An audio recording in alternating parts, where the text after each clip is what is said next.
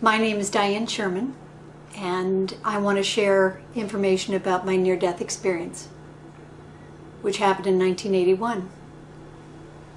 And in 1981, I had gone into the hospital to have an arthroscopic procedure on my left knee, and it was a very sort of straightforward experience. Not life-threatening in any way, not challenging in any way, and I had no fear or anxiety about having the experience. When I went in that day, I was very hopeful that the outcome would be straightforward and wonderful, and I had waited 10 years to have the experience since I'd had an accident. And so I remember being in the hallway that morning on the gurney waiting to go into surgery and really being cold, just racking with cold. And I've since understood that experience on a different level, but at the time I had had a pre-op shot, but I wasn't in surgery yet. And I remember going into the surgery suite, and one of the nurses was kind enough to give me this wonderful warm blanket, and that seemed to calm my body down, and I just went out. Before I went under, I was already gone. And I remember waking up in recovery, and there was a lot of commotion going on in the bed next to me in recovery, and I was sort of curious as to what was going on with the person next to me, but I kind of didn't want to know, but did want to know at the same time. And as I'm looking over at them and I'm seeing the doctors and the nurses working on this person, I'm thinking, wow, there's a lot going on here, and I'm kind of wondering what it is, but it's a curiosity that had no energy to it. It was just something that someone was experiencing, and it was outside of my realm, but because they were so close, I was paying attention, and I was watching them moving back and forth and around this person who was to my left, and I heard one of them speaking to the patient and saying their name. And I realized they were talking about me. And I thought, well, this is so strange. How can this possibly be them talking about me when I'm right here, you know? And so now I'm really kind of curious, and I'm saying to who's ever standing closest to me, excuse me, I heard my name, but I'm right here, and I'm fine.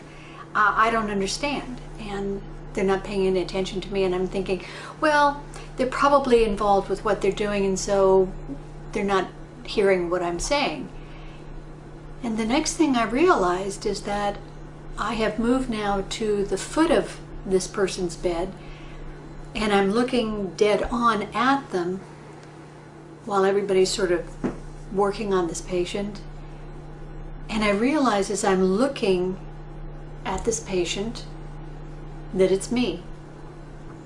And I don't have any fear about it. I'm just sort of not understanding, how could that possibly be me when I'm here, but I'm seeing myself there. And I'm watching and I'm paying attention, and the next thing I realize is I'm now floating up into the corner of the room, and I'm now looking down on me in this bed with people working on me. And I'm thinking, how curious is this? How can I possibly be viewing myself from this angle? I don't understand what's happening. But yet I didn't have any fear, I didn't have any anxiety.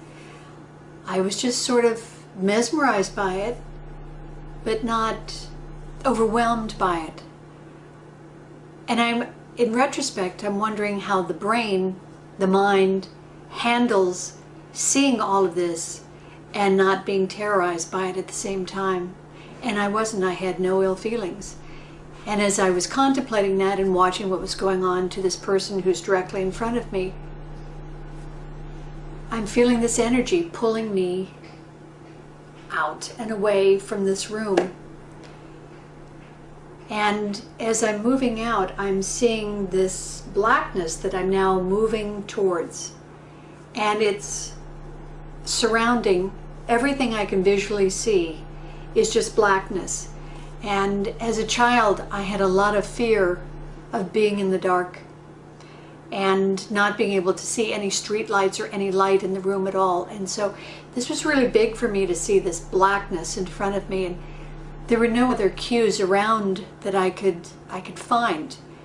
And I kept feeling this push into this blackness, and I just remember felt like arching my body to kind of try to pull back from it, but it just kept moving me forward.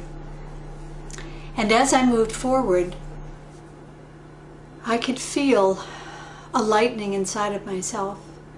And I just kept looking and searching in this blackness for something to hang on to, some glint of something that felt comfortable and all right.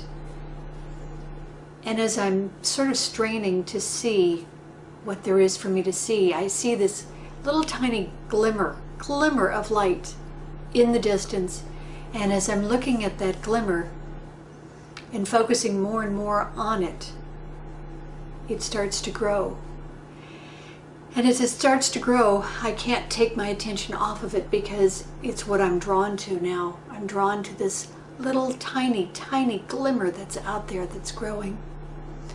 And as it grows and starts to encompass more of the space where the darkness was, I'm feeling this pulling me forward into it. I'm no longer feeling this from behind, I'm feeling this pull from in front of me into this glimmer of light. And all of a sudden it starts to grow, and everything is illuminated in this light, including me. And I'm overwhelmed by the feeling of being in this light. It's everything I can see is the light and the feeling of it. And in that moment, as I'm looking, the light starts to separate. And I'm going forward through the light, and it's as if I'm floating with this separation of light. It's like walls of illuminated light, a brilliance I had never seen in my life, and a feeling of such joy and overwhelming ecstasy being in this illumination of light. And as I'm moving forward, in front of me there appears 2 rows, one on either side of me, of these hooded beings. And having been raised Catholic, my connection to the visuals of them made them look like they were in monk's robes with hoods, and they were brown robes. And there was no sense of anything except floating in between them, and this overwhelming sense of completeness, cherishedness. It's not a real word, but feeling cherished, unconditional love, coming home. It was like coming home. And as I'm feeling these feelings, one of these beings steps forward, the one on the end on the left steps forward, and he speaks to me. And I'm saying he because he felt male, he felt fatherly, he felt protective, he felt caring and kind and loving. And I just felt this sense of connection to him when he spoke to me. A sense of love I had never experienced in my life, a sense of coming home to the very depths of myself, a sense of I am cherished to the very core of my being. I had never felt that kind of love ever.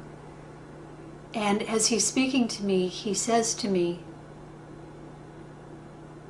"You can't stay. You have to go back. You have a child. And in that moment, my mind is going crazy, saying, I have just found this incredible sensation, this divine experience. I feel like I've never felt in my whole life, and I'm being told I can't stay. And in that moment, all I can do is say, no, I have to stay. You can't send me back. I'm finally home. I'm finally feeling the connection I had always yearned for in my life, that I thought would come through marriage, through a child, through family, through work that I love.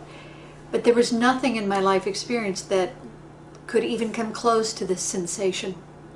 It was that profound. It was that blissful.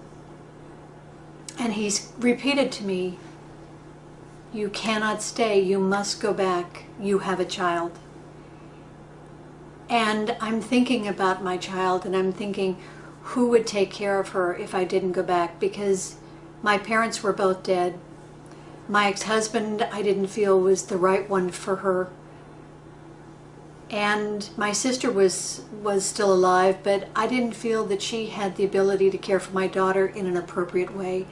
And as I'm thinking about who could love and take care and be there for my daughter, I'm realizing that there's no one. And in that moment that I had that realization, I was back in my body.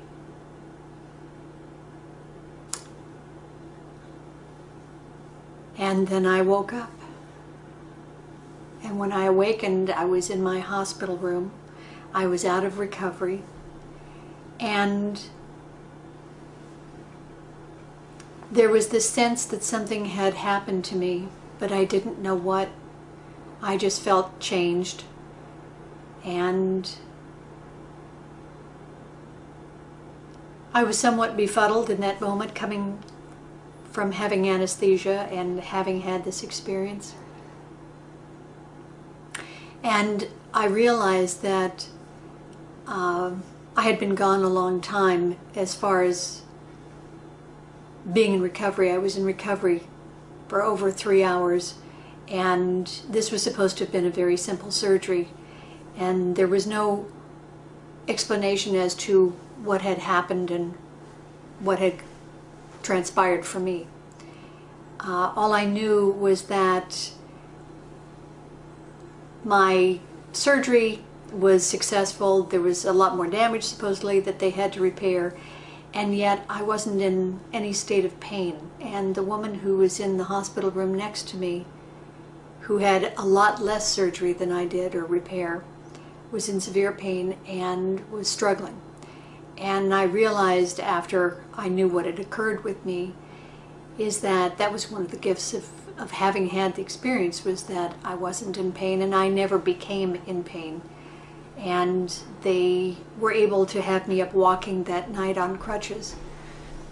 And it was amazing. And I think it was amazing for the doctors, because they'd never seen anybody come through it so well or start to heal so quickly. And that was part of the gift. And from there, it took quite a while for me to realize what I had experienced, because there was no one at that time that I knew of who was talking about near-death experience. I didn't have access to books and authors that may have written at that time. We didn't have computers that were, that had Google and whatnot that you could look things up on. And I went through a series of experiences that started bringing the flashes back and the visions of it back. And I worked with mentors and healers and those who could teach me how to meditate, to access those feelings and those remembrances. And also in meditating, I was able to connect back to Source in the same way, almost, that I had when I had the experience. And in those awarenesses, all of the pieces fell together and all of the memories came together. And it was many years before I had a full understanding of what had transpired with me. I came back with gifts of psychic ability that I hadn't had before. I became clairsentient and clairaudient and clairvoyant, and I was able to see people in their essence as opposed to in their facades. And it took me on a path of learning and discovery to know what to do with those gifts. And it has been an amazing experience for me to be able to translate for people the things that they don't know, that they want to know about themselves, to find the places in themselves that they're looking for, to understand the things that are blocking them from moving forward in their lives, and to guide them to that connection to their own heart. And I think my greatest joy in having had this experience is to let people know that we are cherished unconditionally, that there is no judgment on us in any way, that the universe loves us and is supporting us, and we are here to grow, yes, but it's about playing, it's about joy, it's about loving. It's not about fear, it's not about pain, it's not about judgment. Only those things were created by us and our ego. There isn't anything in reality other than love. And that is the gift, is that we are loved, and there's nothing to be afraid of on the other side. And there's nothing to be afraid of in living either. And I think that's my story, is live to your best ability. Have the greatest joy that you can for yourself and others. Know the connection that you feel in your heart, and make that the most important thing that you experience. And see everything through the eyes of Source. Because in that way, everything is love.